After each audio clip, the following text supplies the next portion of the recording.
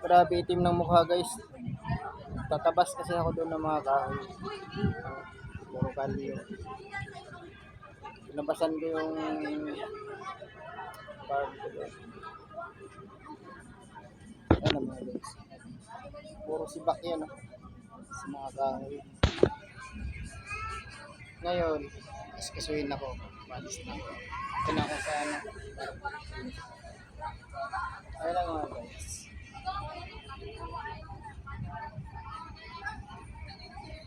Itim ng mukha ako. Ganito talaga pag nagbukid pala. Tapos puro kalyo po. Tabas lang ako ng kahoy. Hindi pa nag-araro.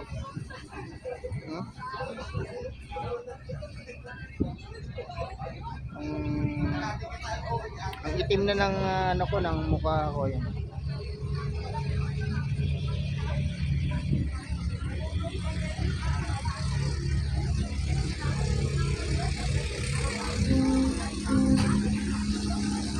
Dati naman siguro mo.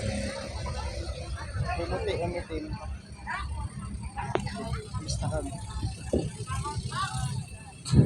Dapat Montenegro. Montenegro. Parehas na pala to. Ayun lang. Puro pala Montenegro ito. Ayun na mga guys. Tumutunog na yung ano yung kusina nila. Ayun na. Mga guys. Sa environment tayo mga guys. Para makita nyo yung ano mga guys.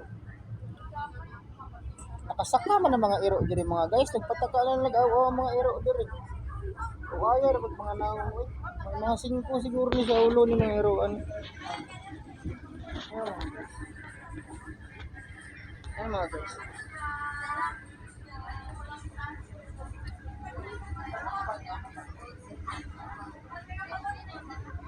Ano mga guys?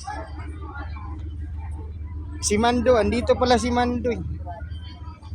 Pati yung mga iro siguro nga na si Golol, si Mando siguro tagyan ni nga buang man mga iro.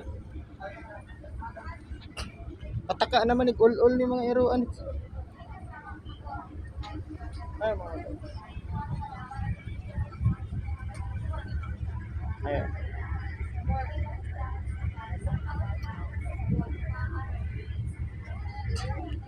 Ay mga guys. So, kayo na mag-comment kung nasaan yung mga magagandang babae dito at magagandang lalaki.